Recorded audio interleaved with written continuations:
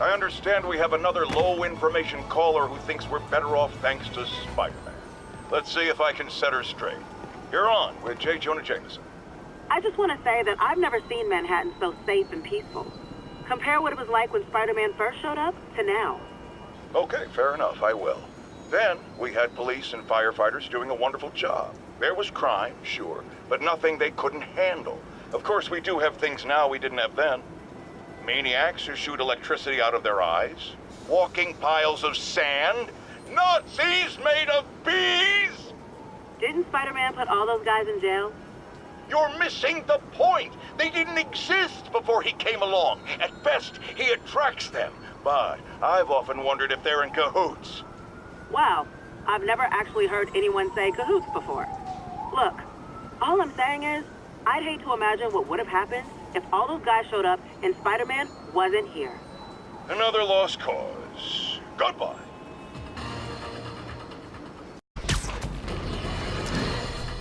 Let's talk about Halloween, folks.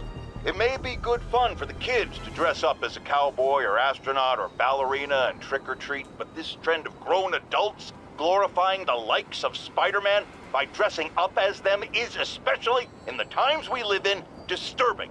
What say you, Gino from the Bronx? Yeah, well, I get your point, but my girlfriend got this sexy Spider-Girl costume, and it really spices things up. Know what I'm saying? Huh.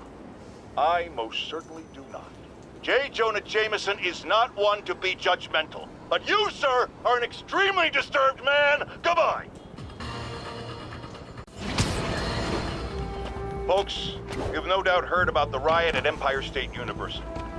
But this is not your usual toxic mix of underage drinking, entitled millennials, and hormones run rampant.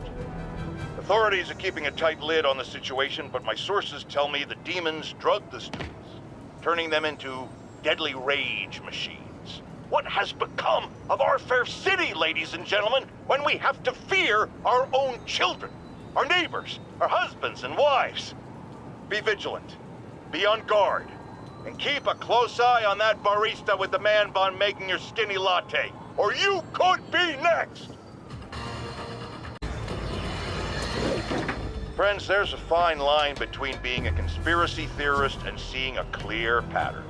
I walk that line, and I am confident in perceiving a common thread among these attacks on Oscorp and Norman Osborn by the demons. The motive? It's hard to ascribe motive to lunatics, but I suspect it's no accident that they're striking at both a pillar of our corporate community and the center of our city's government. It's our very way of life that's under assault. As I have always warned, if you've been listening to me, you're ready. If not, I'll pray for you.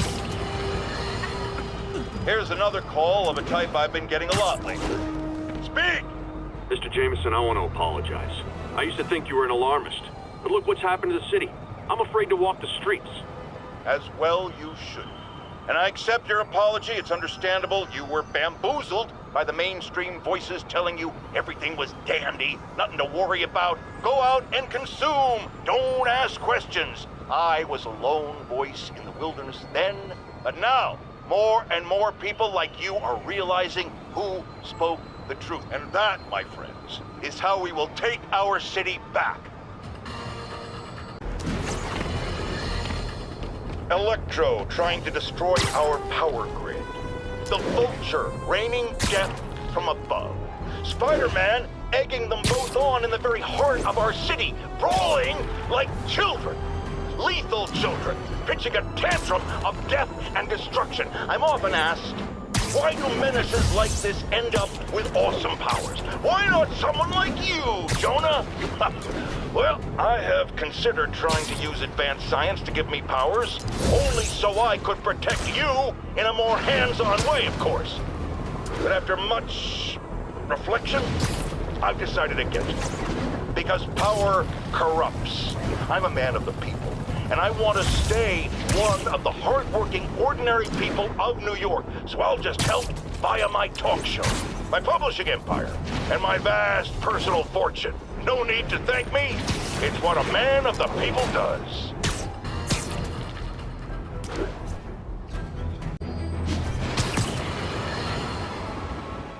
My friends, the Rhino and the Scorpion are back behind bars. But only after wreaking unimaginable havoc in a reckless rampage with Spider-Man.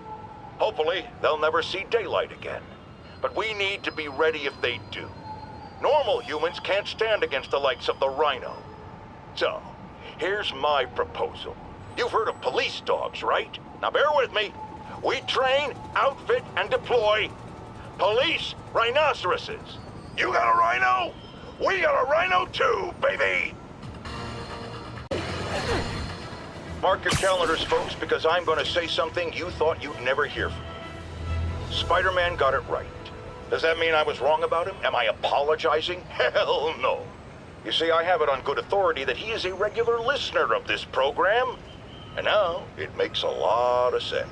He heard what I said. He internalized it. And he learned. Improved himself. And against all odds, he did the right thing. So Spider-Man, you're welcome.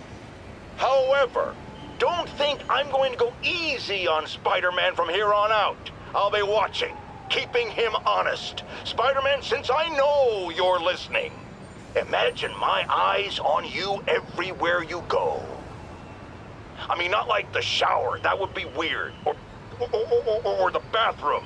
Or let's go to commercial. Folks, I'm hearing a lot of praise for Spider-Man lately, and I'm not saying it's entirely unwarranted. He did listen to me after all, and did the right thing in the end. But dial it back, will ya? I can tell it's going to his head. Look at him. The wisecracking, the grandstanding, swinging around the city like he owns it. This is not his city, it's mine. I mean ours. You know, looking at the dark days just behind us, most of the people involved have faced consequences. Otto Octavius is in prison. Mayor Osborn resigned in disgrace. Escapees from Rikers continue to be rounded up. The remaining demons and Wilson Fisk's men are fighting over scraps. But funny how Spider-Man has faced no repercussions. Well, sure, you might say he saved us. But should saving all our lives really give him a mulligan on his long history of reckless behavior? Tune in after this message for my answer. Spoiler, no! Some people have accused me of being negative, only criticizing, not offering solutions when it comes to Spider-Man. Here's my solution, and it's very simple. Unmask. Join the police academy. Wear a badge. Then you can catch all the crooks you want, and I'll sing your praises on this very show. And all that hogwash about how that would place his loved ones in danger? Come on. You can't convince me that guy has any loved ones. After much listener demand, today I am finally going to answer the question I have posed for many years. Spider-Man, threat or menace? Yes, that's right. It's time. I'm taking a position. And that position is... he's both.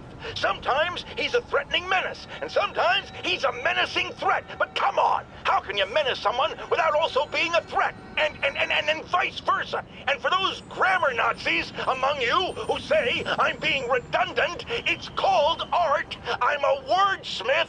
It's a rhetorical device. And if you don't like it, I'll tell you where you can shove that device. Okay, my intern is telling me it's time for my pills. We will be right back.